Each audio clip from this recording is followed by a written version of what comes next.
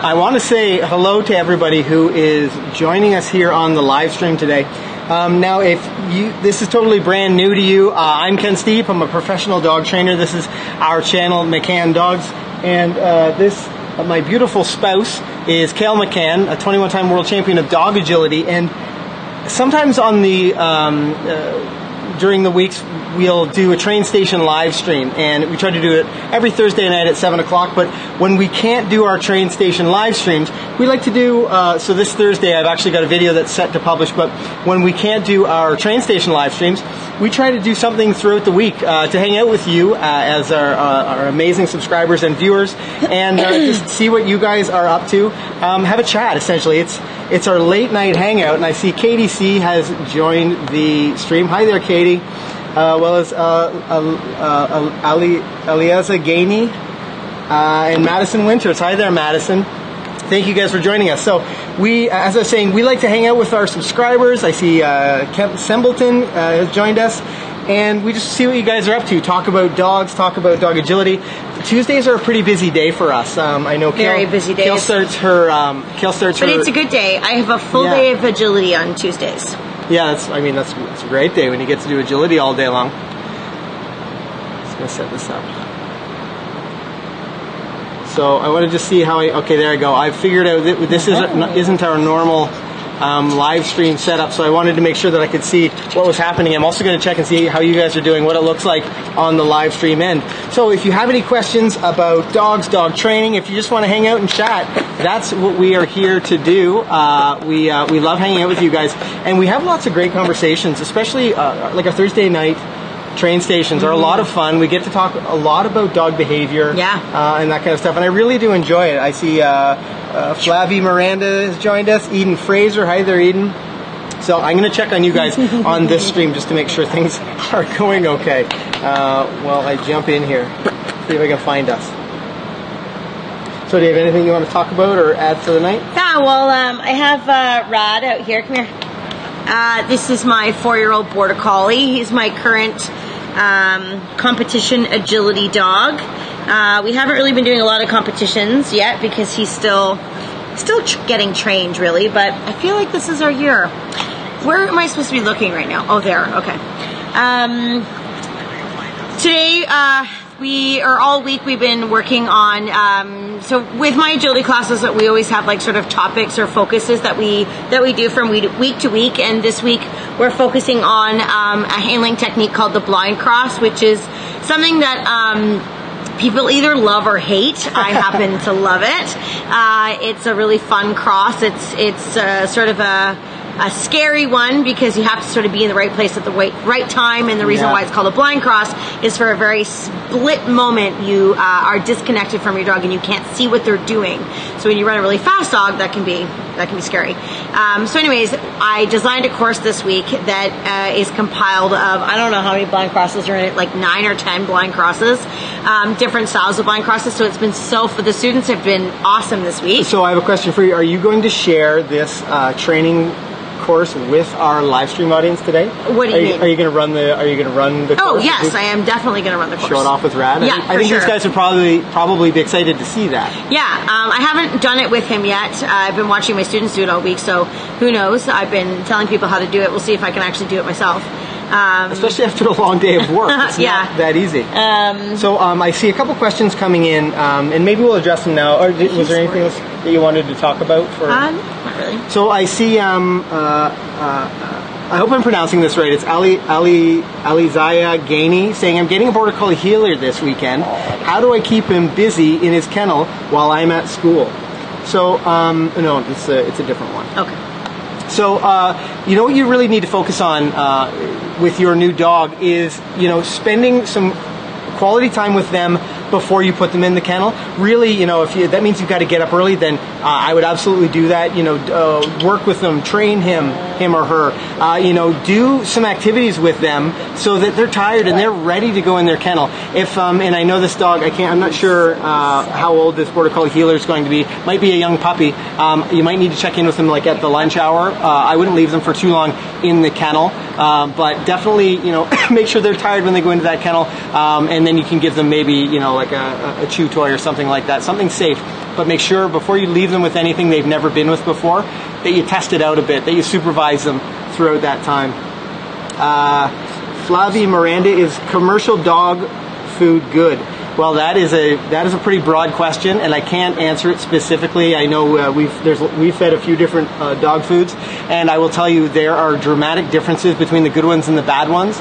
But I don't want to say, I don't want to speak specifically about any one brand, because I can't speak about the ingredients, about the processes, or anything like that, and I don't want to give you misinformation. Quentin 100 says, cool, I just got into blinds in class tonight. Oh, nice. Yeah, that's awesome. Katie C says, I picked up my first border collie puppy. She's so busy, it's awesome. Do you have any tips on what to work with her first? Oh, we're working on a fantastic... It's like you're reading our mind. I know, this happens often. On what to work with her first, we're working on a fantastic recall so far, and it's been going well. You will like the video that we have coming up. Yeah, Katie, that is really exciting. I'm a little bit jealous because I love when we have a puppy in the house. I love doing puppy activities, but we're not doing a train station Thursday night. But there's a video, it's talking to exactly what you're asking. It's all about the first exercises that you should be doing with your new puppy that will help them to listen, that will teach them to love learning. And you're going to enjoy it too. Like I said, I really enjoy when we get a puppy in the house, and I really enjoy when we spend time working on... Oh, just watch him. When we spend time with that puppy, just working on some of the fun, straightforward skills. And that video on Thursday, you're going to love it. So make sure you check it out. It'll be on the channel at 7 p.m. Eastern Standard Time. Flavia Miranda says, do you have a website where you shop for dogs? If so, if you do, what is it? I would recommend that you don't shop on a website for dogs. You want to go to a breeder, a reputable breeder, who honestly has as many questions for you about you as they do, or as you do of them. The really great breeders are going to be very selective who their puppies go to. So if you're looking for a dog, I would never trust a website. I would for sure do lots of research, and then go and visit them. Go and see some of their other litters. Really find out a lot about them. But any reputable breeder is really going to have, they're going to make sure the puppies are going to a good home, and that's the kind of breeder you want to get a dog from. Eden Fraser says, how do you start getting into doing agility? My puppy, who's 11 months old, loves our local dog park's simple agility course, but I don't know what I can do with it. That's a good question. Kale? Well, it depends on what kind of agility you want to do. If you want to just do it recreationally, if you want to compete in agility one day. 11 months old is definitely old enough to start doing some basic foundation exercises, provided that your dog has some obedience skills first. So any good agility place will recommend that your dog has completed some obedience training first.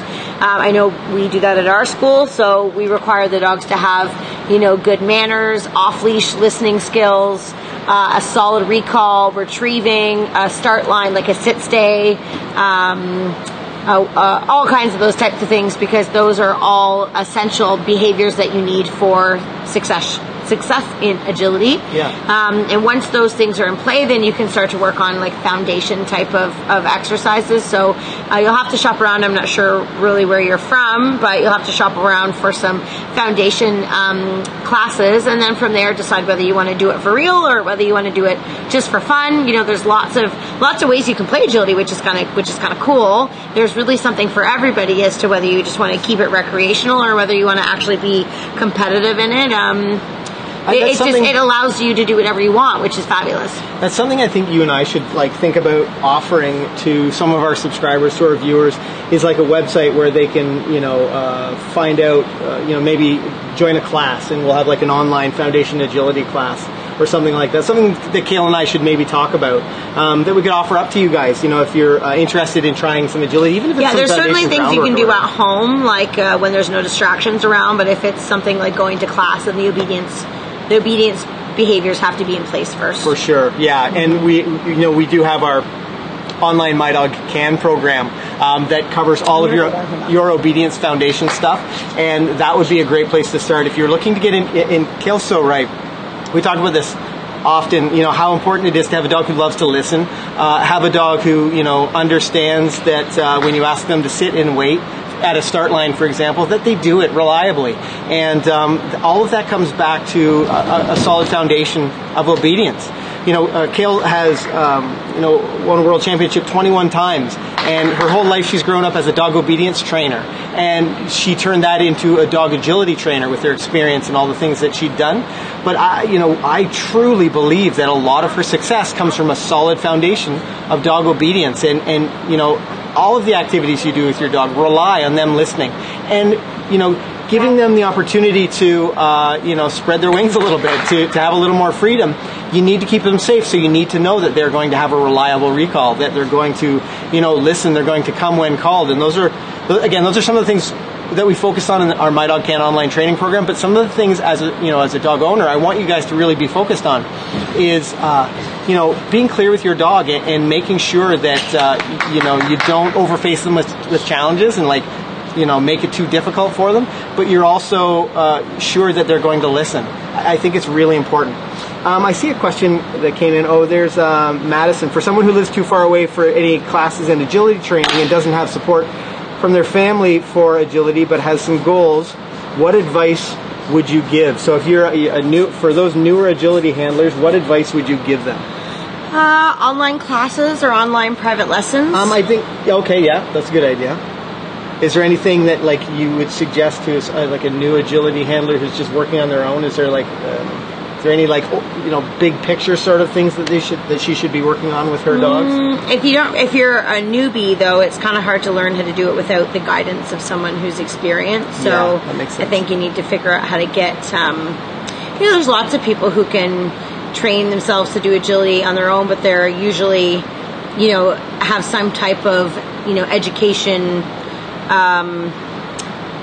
Like books or, people Sure. don't really read books anymore, but no, books or DVDs or online classes or YouTube. Yeah.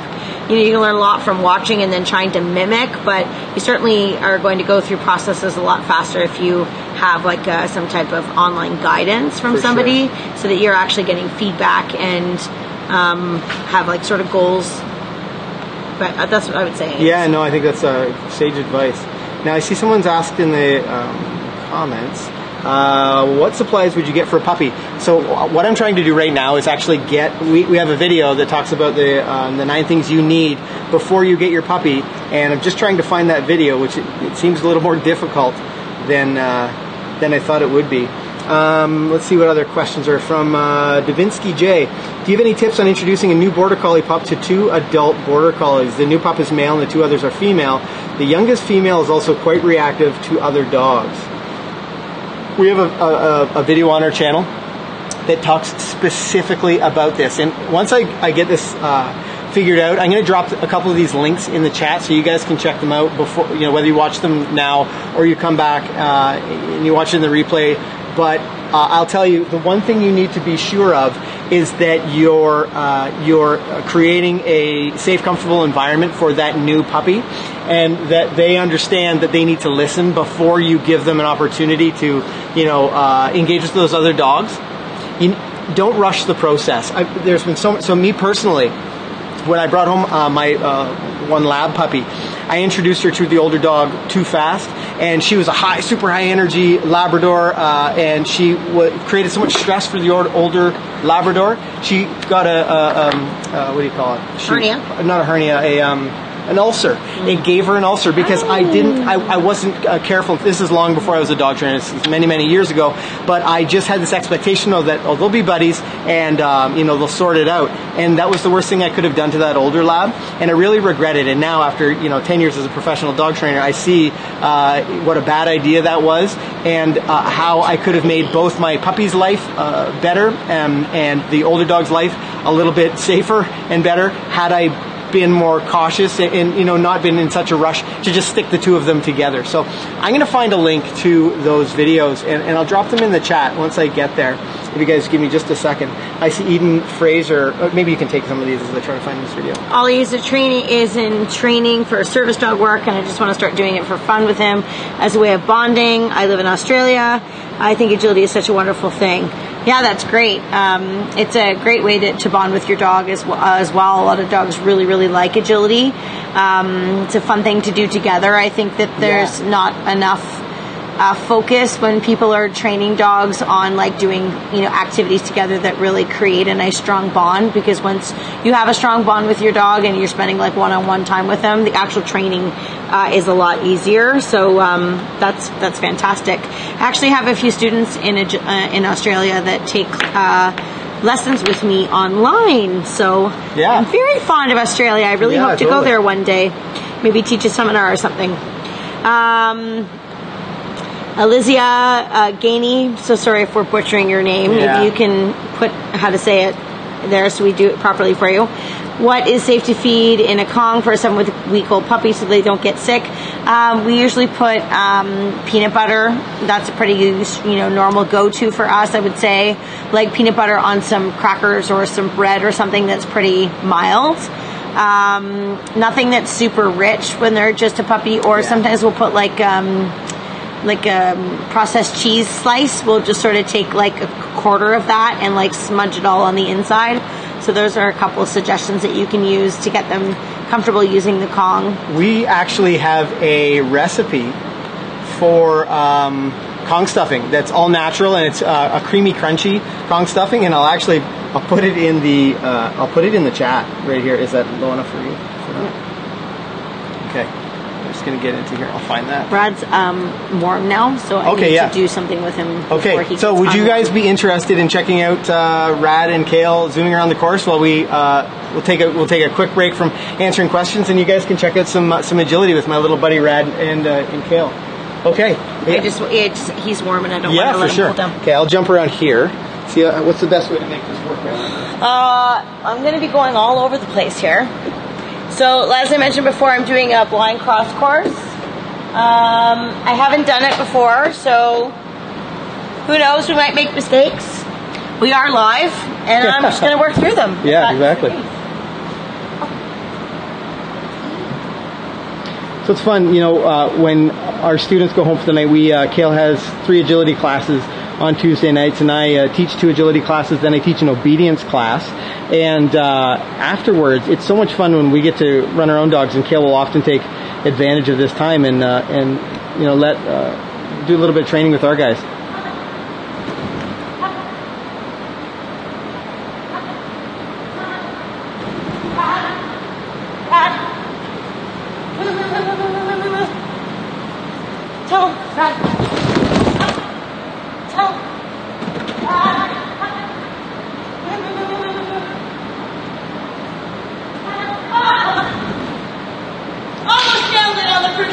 I'm assuming, I didn't see the course map, but I'm assuming that Kale went off course there, but they look pretty good up until then. On Rad knocked the bar, that's pretty good. That was good, buddy! It's so much fun watching these guys transform, from our lovable little goofball puppies and turn into these incredible agility dogs. It's so, it's so much fun to watch them grow and learn. Ouch.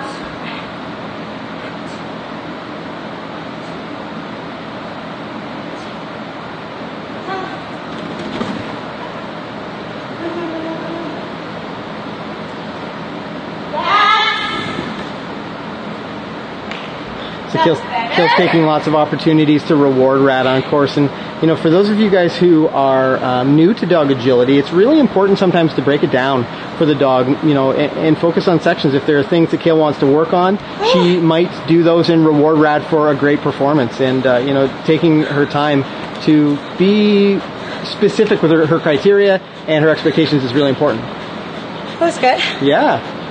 It's a lot of friggin' running. It's a lot of running. It's good. So I'm going to do it again, but I'm going to reward some parts. Some parts. Let's reward some parts. Get this chair out of your way here, guys, so you can see a little bit better.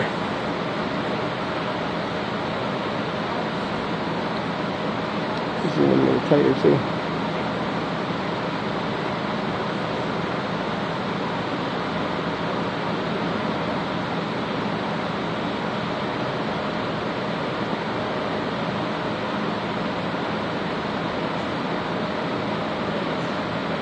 So I was talking earlier about how important that start line weight is when it comes to things like, your obedience training, having a dog who understands that when you ask them to sit and wait, that they just remain there. And, that was a good example of that. Kale needed to lead out a little bit to one section of the course, and Rad had that rock solid weight. Now, you might think that what I mean is a stay, but in fact I don't. So we differentiate our weights and our stays from our, let him run here, from our obedience training. So in our obedience training, in our My Dog Can program, and in our in-class classes, a stay is actually something that your dog will remain in until you get back to their side, where a wait is something that they can be released from remotely. So we'll use our wait command out here, and it makes it really clear for Rad that he can get up or be sent when Kale says okay, and that release word is okay. Whereas our stay, Kale would have to return to his side before she could release him, or before he could move. We find that it makes it really clear for our dogs. Now it is super humid in here, and I see Kale's working a little bit. Rad's knocking the white jump bar a little bit. Good boy. Yes! Good boy! Nice, buddy! Yeah! That was real good, bud. That was real good. One more. Good boy. It's a lot of fun for us to be able to hang out in our great big huge agility training facility after classes and run our dogs and just unwind a little bit. But it's also a lot of fun for our dogs. You see Rad is having a blast out here.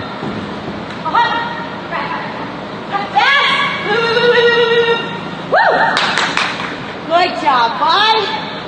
You can tell. Yeah. Hey, come here. You can tell Rad's having a lot of fun out there. Rad's gonna go get a drink. Good boy.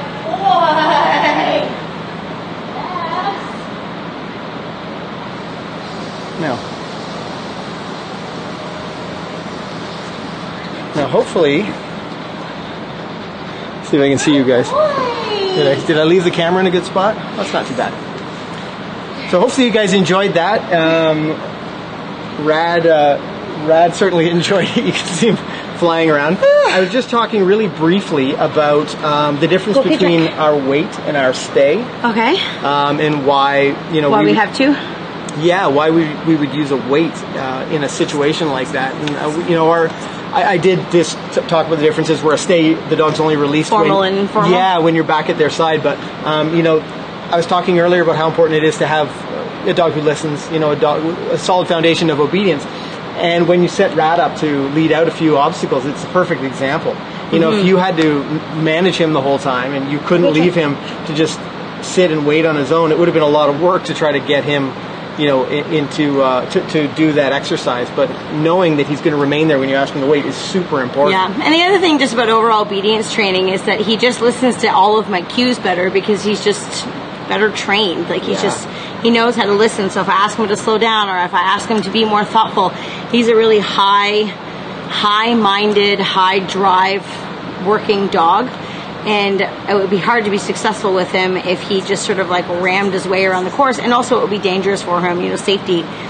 When the dogs are doing something this fast, you have to be really aware of their safety.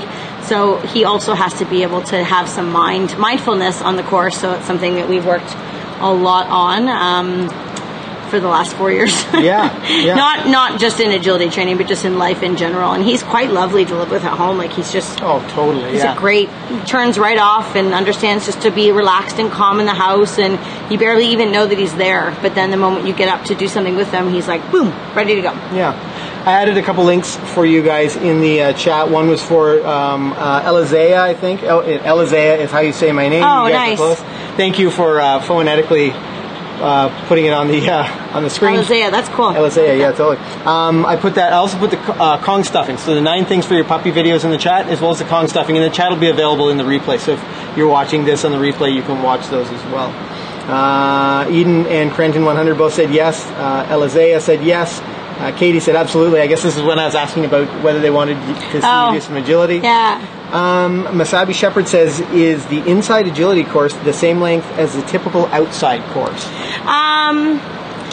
Our agility arena is longer than a typical agility course that would be held outside. They're not always the same distance, but like regular slide would be like a size would be like 100 feet. Rad here. Rad. Come on. Let's go. Brad. So you can see a couple of our other instructors. Go and lie down. Instructor Kim is at the back there. Instructor Lauren is there. Why don't you, maybe you can just put him, he's fine. Walk him out or something. It's 100 by 100 is the normal like outdoor ring, but it varies. Our building is about 145 by 80, so it's a little tiny bit thinner, but much longer. We have competitions here all the time, but we wanted to have it a little bit longer because in my classes we set up multiple stations so that more than one person can be practicing at a time, so people get lots and lots of work when they're in class instead of having to just do one dog at a time and have to wait your turn and not have to be able to do more with the dog in the class time. And when we talk about having that dog who listens, can work off leash, we don't set up any walls or anything like that. We don't set up fences, barricades, or anything like that. Our dogs are working off leash around other dogs. So Kale's talking about working there'll be multiple sections for exercises, for skills. Maybe there'll be a course at one end, and in the middle there's a dog walk station for training your dog walk, and at the far end maybe there's a weave station or some exercises of some kind. So it's really important that our dogs aren't too distracted and are able to work with us in those situations. Excuse me. But it does make for a long day when we come out here and do, we teach all night, and then I love hanging out with you guys during our that sort of after class training stuff. But it does make for a long day, and I don't know what it's like where you are, but it has been pouring rain here. We're so lucky to be inside our arena because it was like torrential downpours, and I was inside the obedience training facility, which is just across the parking lot here at the McCann Dogs facility, and I could hear it. It was like teeming down, and I could hear like a rumble as the rain was hitting the roof inside the obedience facility. So it's nice to be able to come in here and hang out, play with Red. And I'll tell you my favorite thing in the wintertime here in Canada. I don't know where you guys are all watching from, but in the wintertime it gets so frigid cold and like icy, and you're worried about like running the dogs in the ice and the snow and stuff. Sometimes we'll run them, but if it's like icy, for example, we can bring them in here and just let them go for a run. It's so much fun. It's so much fun to let these guys burn off some steam in here. But we're spoiled rotten. Yeah, we are. We for sure.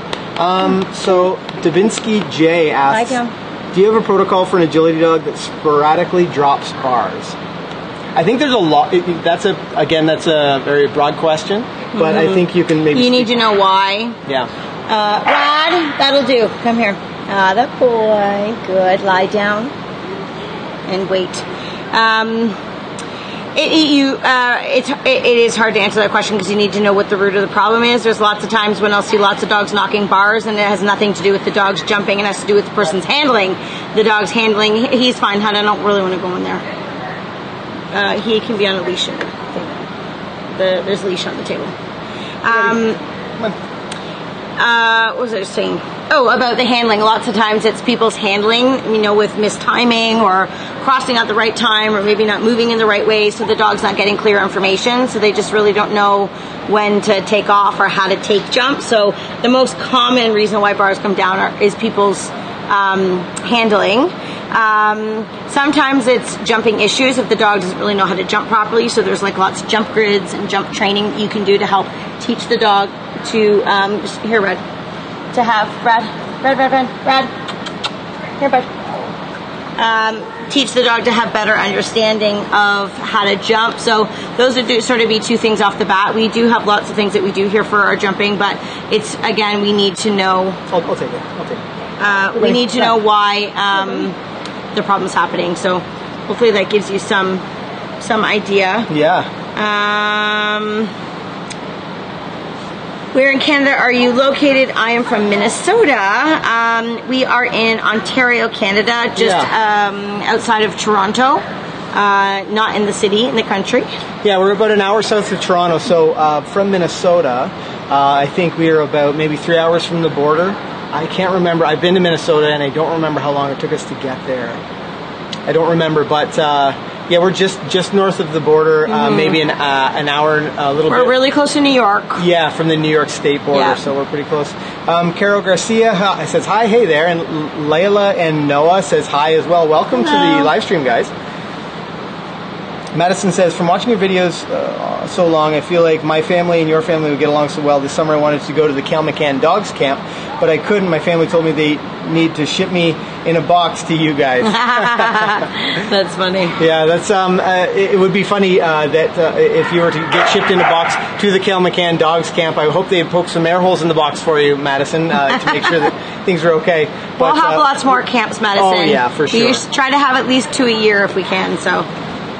That's awesome. I have another course that I would like to do, but I just don't know if he's ready to work again. I think he is. Yeah, we'll walk him out a little bit. That? Yeah, for sure. So I think you guys would want to see some more agility, and Kale is going to do just that. Something.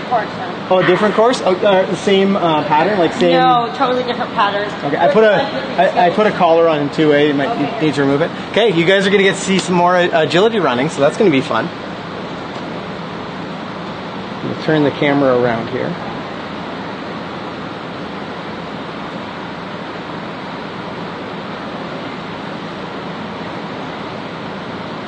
It's funny, you can see the intensity on Rad's face. I'll see if I can get in close enough. And you can see it in his eyes, like he is just so pumped to be working out here.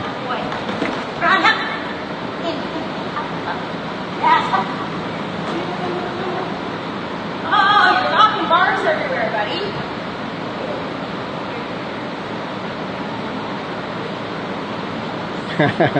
And Rad definitely loves to tug.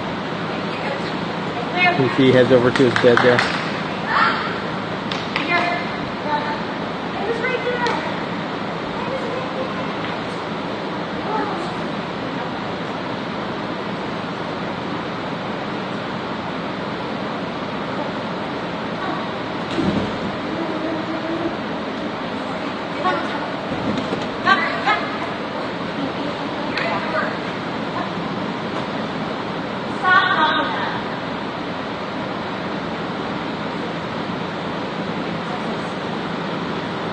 So Rad knows better than to knock the bars.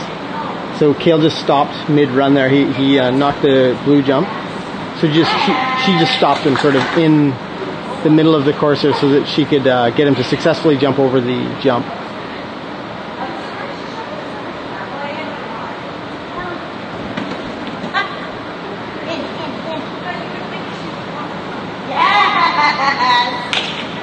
My fault.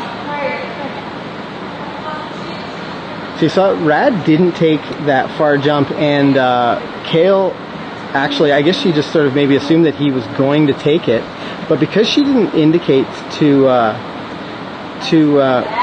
Rad that he needed to go there, she knew that that was her mistake for not supporting him a little bit more. So she rewarded him because he did exactly as she asked.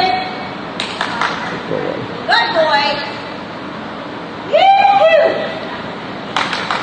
Look at how much fun he's having. He's going to bring me the toy. Hey, get a drink. Get a drink. Ouch. Drink. Here, bud. Are you hot? Even at this time of the year, you know, it's really important that we do give our dogs a decent amount of time to break. You know, we have like 4 of these great big humongous fans that are in each corner of the building. Actually, you can probably see one. Maybe you can see it on the camera. Or maybe, I'm not sure if you can. But we have these great big fans that keep the building relatively cool. And it's important. You know, it's in the evening now. It's much cooler. But the dogs get really hot as they work through, you know, running these courses. So, you know, it's important to really be aware of your dog's, you know, activity and energy level, even when it's not, you know, like under the blistering sun or the blistering heat of the day. Be really aware of what you're doing with your dog. Yeah, for sure. And very red. Let's see what we've got here. So Katie C says, do you have any opinion on using treats to teach a puppy to retrieve? I'm concerned treats may be too much of a distraction for her to focus on the toy. That's a good question. Yeah. I don't really have I guess I do have an opinion, yeah. It depends on what the dog finds more valuable. So if your dog, sorry, I have rat hair all over my nose, and because I'm sweating, every it's live sticking. stream, we end up with like dog hair on our face, and then we look the whole time like we're trying to scrub our face. I keep scratching my nose, but I have like these tiny hairs. So if your dog is more motivated by the food and less motivated by the toy, you may find that you struggle to get your dog interested to go and get the toy and bring the toy back because the food is such a too much of a draw.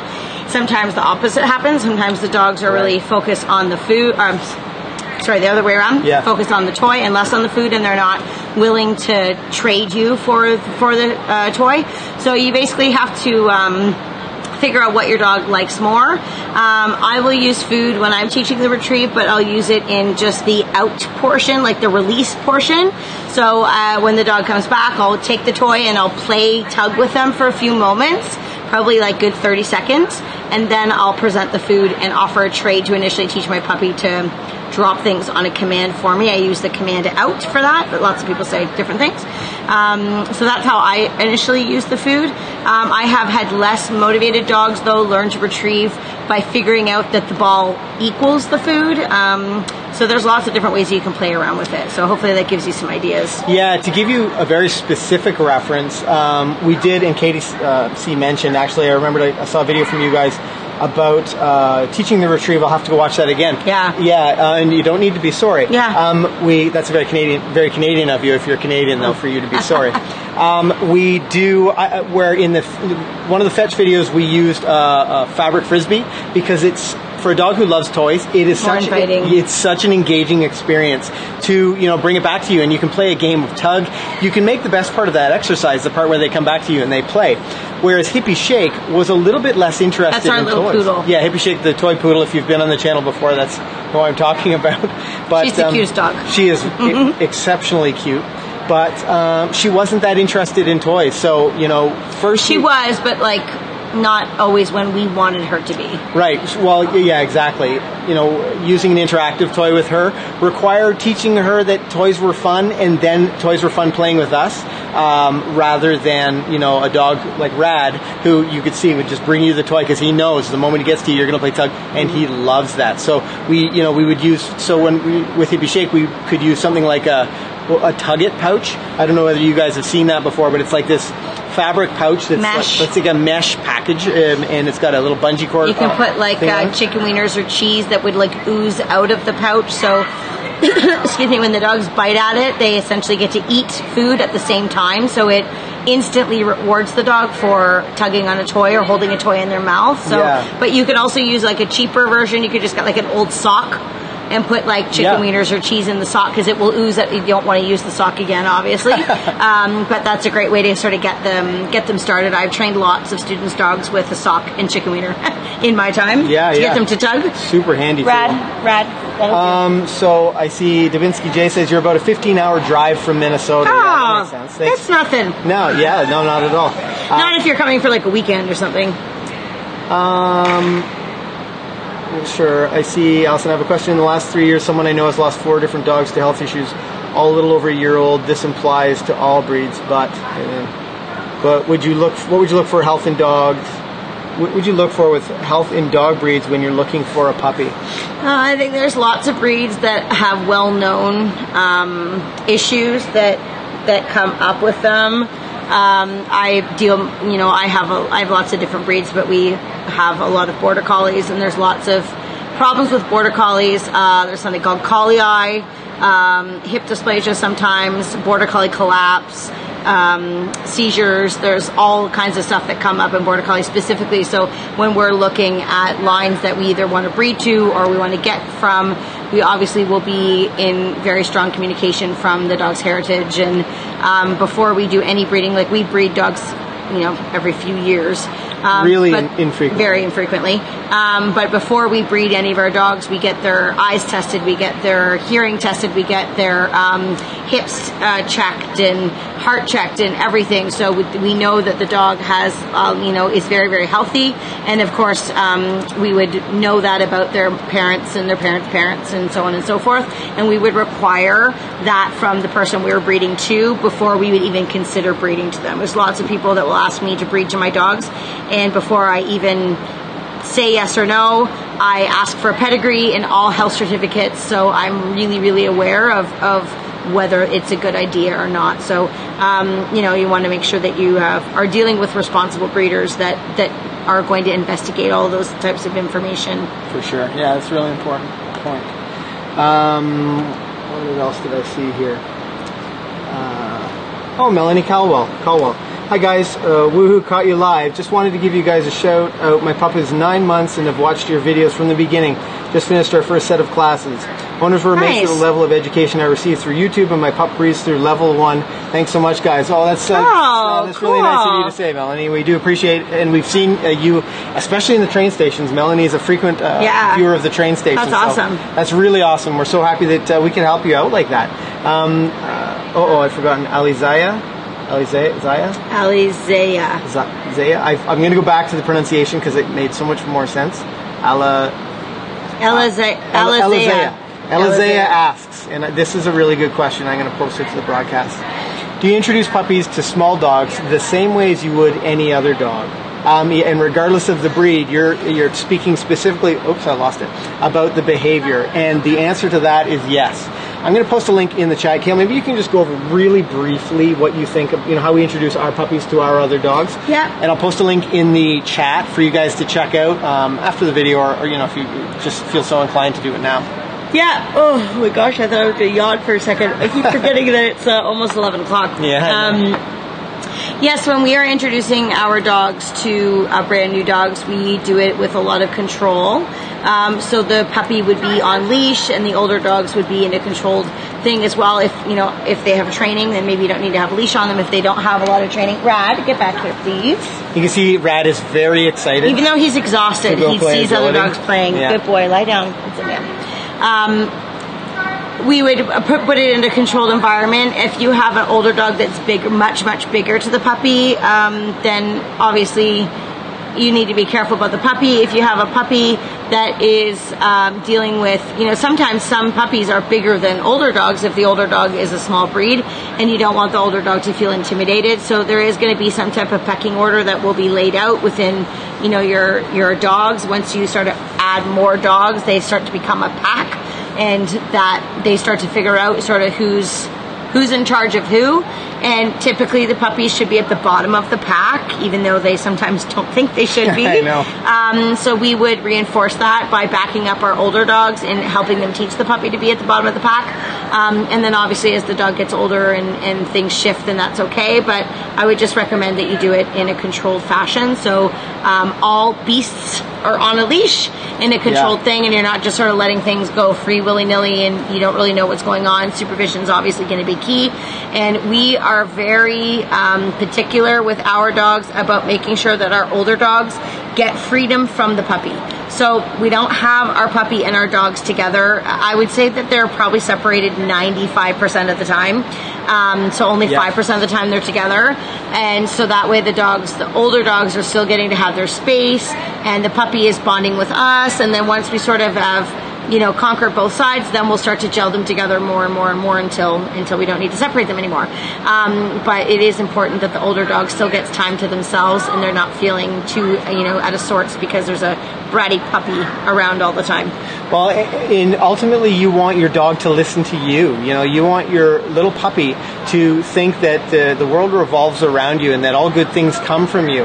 And at the beginning, your puppy has just left their litter, which, can be up to like 12 other puppies. They know how to communicate with other puppies. They know how much fun it can be to play with other puppies. They haven't yet learned how much fun it can be to play with you. Mm-hmm. And the best way to keep your puppy safe is to teach them to listen to you. So, really build value on your dog listening, your dog working with you before you start to introduce them to another playmate that they already speak the same language as.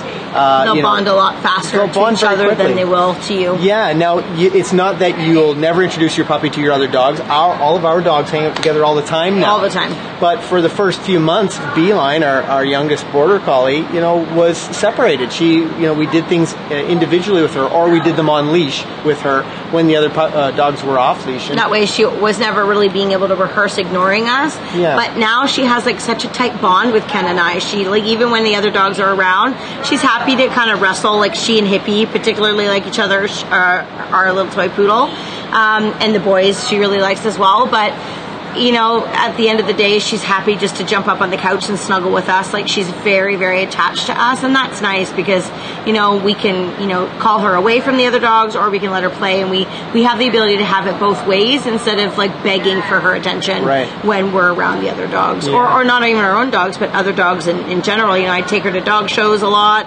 She has to be my demonstration dog when I'm teaching classes, and I can't have her taking off on me and interrupting other people and their dogs. So that bond and that control is something that we work really, really hard on in the first initial stages of training.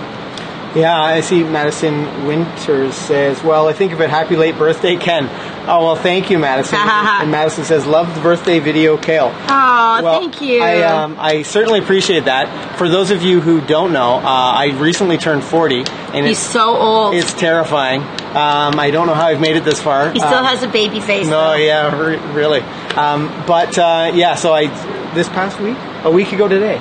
No? See how old he is? I've forgotten now. Something like that. Yeah, it was on the 14th. Right, so on the 14th, whatever day that was, it was my 40th birthday, and Kel made a great video on the McCann Dogs Agility channel, so I appreciate that.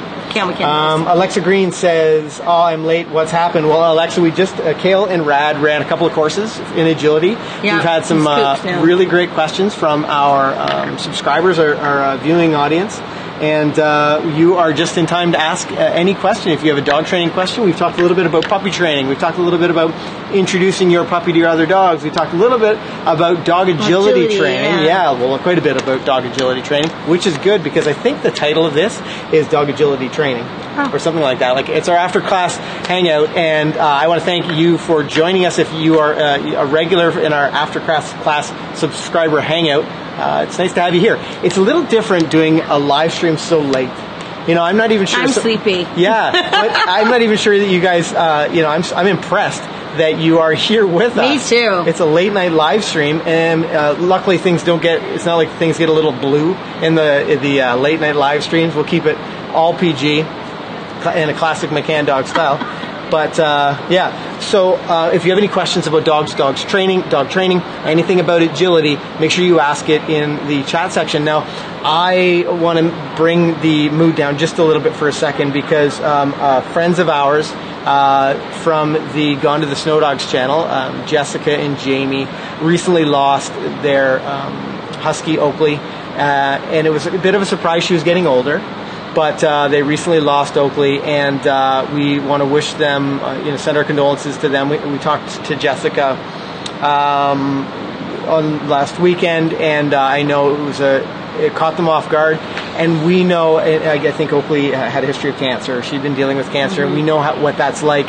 And too well, unfortunately. Yeah, for sure. So we want to wish you guys, Jessica and Jamie, we want to send our condolences and wish you all the best. If you haven't heard of the Gone to the Snow Dogs channel, you absolutely want to go check it out. I can drop a link in the chat here and go check out their content. They make really great content. They have huskies, a channel about huskies, but it's also about like dog treats and like Snow Dogs vlogs. They also have a Snow Dogs cooking channel, all kinds of Snow Dog stuff. So if you're interested in that, definitely check it out. But we want to send our best to those guys because we know what a challenging time this can be. Kale, what are your favorite agility events and why? And Madison Winters asked that question. That is a good question. Well, I would say I'm a pretty competitive person. So obviously I really enjoy the big events like the World Championships. I have a few favorites. The WAO, which stands for World Agility Open. It is definitely one of my favorite events. It's really well run and lots of great courses. So definitely like that. I really like to compete right now in UKI. It's United Kingdom International. It's just a little bit more of an international style. It's a little bit ahead of the times as far as, agility right now. Our country's picking it up, though. We're getting there. Lots of good stuff. The agility, Canadian Agility National Championships happened just this past weekend. It was sort of weird for me not to be there because it's something I've competed in for years, even since like a little kid. And you and I went last year. Not to the nationals. We went to regionals. Oh, right, regionals. Mm-hmm. Oh, I'm thinking. I'm thinking of as the IFCS. That's where my brain went. We went to the WAO. WAO. See, there's so many. I know. It's hard to keep it straight. Track. But anyways, I had a bunch of students that went competing in the nationals, and many of them placed in the top 10, which was so exciting. Yes, yeah. So that was for AAC. So if you're not an agility person, you have no idea what I'm talking about. There's all these different organizations that you can compete in. And see you guys. Bye. So our friends were leaving, and they didn't want them to go without us. Anyways, there's lots of options. But right now, I don't know, I flip back and forth. It depends. What dogs I'm training at the time and sort of what my ultimate goals are with my dog for the end of the year. My goals are weird right now, though. My 2 hotshot dogs are retired now. And so I have Rad, who will be a hotshot dog. He's a wild thing right now. He's just a work in progress. But he has so much potential. He's doing really, really well. So I'll do some more competing with him this year. And then I have a young dog as well, Beeline. If you're around the channel, you'll probably see her. Yes, you will have seen her. And she is just in training. She's not even 2 yet. But I think she's going to be good, Hen? I think so, yeah. Yeah. Beeline, she's a fast little sucker. I teach our level 3 agility class in sort of the middle class tonight, and Beeline's in that class, and it's pretty impressive to watch her and Kale make their way around, the level 3 courses, to make their way around the skills. I mean, you can see that Kale's got so much experience. She's, been able to teach so many dogs, and it really translates into a speedy little border collie when it comes to our little Beeline. She's also really light-footed. Yeah. She's fast, but she's really... And she's so sweet, and she's one of our best cuddly dogs that we have. She's also good with the snuggles. Yes. Which is super important in a dog. They got to be snuggly. Yeah. Alexa Green asks, what do I do if my dog hates walking? I end up having to carry her. She's an Aussie mix. So it's really important that you are walking. So let's make it as easy as we can for you to be successful. So when you're walking her, be using your voice, praising her along, really encouraging her to move with you. And if she does decide she wants to plop down, then maybe, you've got to consider a few factors. Is there something wrong with her physically? Is she hot? Is she tired? What's the reason? Or is she just being stubborn? Maybe she's scared. Yeah, maybe it's a fear response. She's worried about where you're walking. Yeah. Is she being stubborn?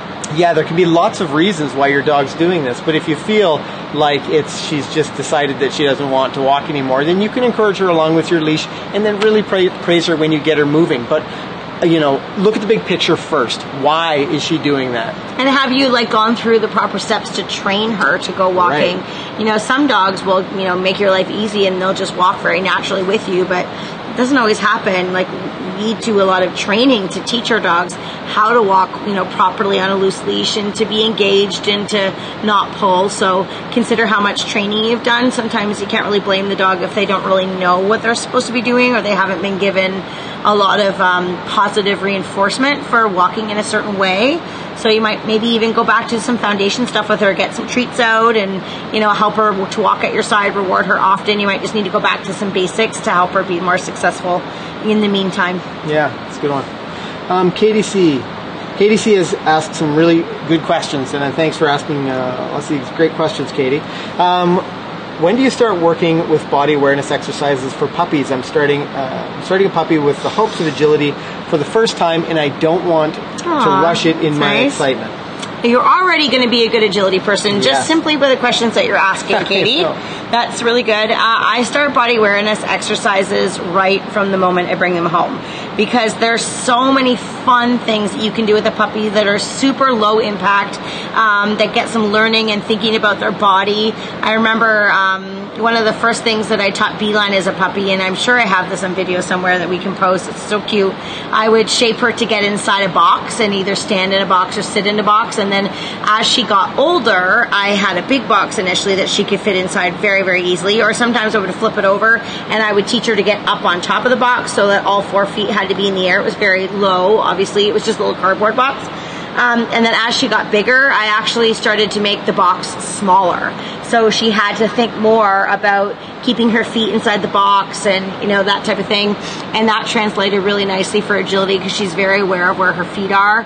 I did just some basic luring exercises, turning her, not too much, don't want to do too much turning. Right. Lots of little body, shake a paw with both feet and then back feet as well. Yeah. I taught her to back up very early so she could do a back up trick. Again, rear end awareness was really helpful.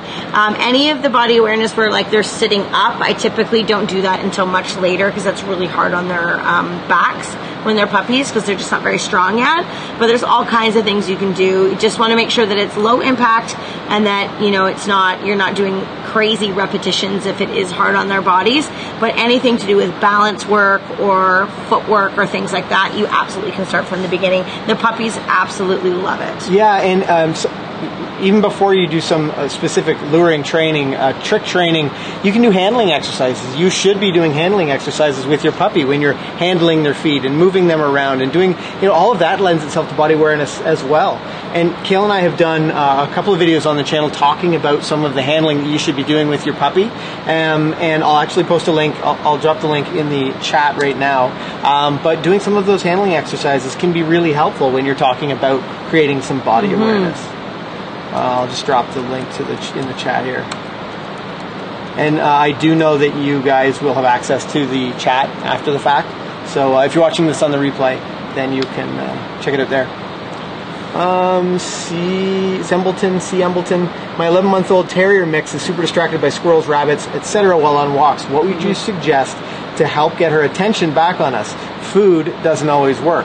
Yeah. Yeah. So squirrels are pretty much more exciting than food. Yeah, for sure. And the important thing here is that you've got your 11-month-old terrier on leash. So with your leash, if your terrier is completely blowing you off and isn't paying attention to that food while trying to get them back, you can just head the other direction. I would just, guide your puppy around or your young dog around and head the other way.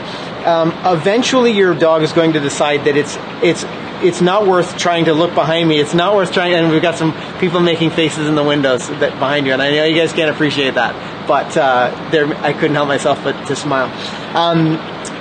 So when you get your dog's attention back, your dog's going to eventually decide that, that exciting distraction is clearly behind me. I'm going to check in with mom or dad now. That's the moment that you can acknowledge that. You can praise them. But, continuing to walk toward that distraction or continuing to, trying to stuff food in their face, it's just not going to work sometimes. So you need to lessen the distraction by moving away from it. And the perfect opportunity while you're on your walk, since your dog's on leash, to just guide them around and then head the other way.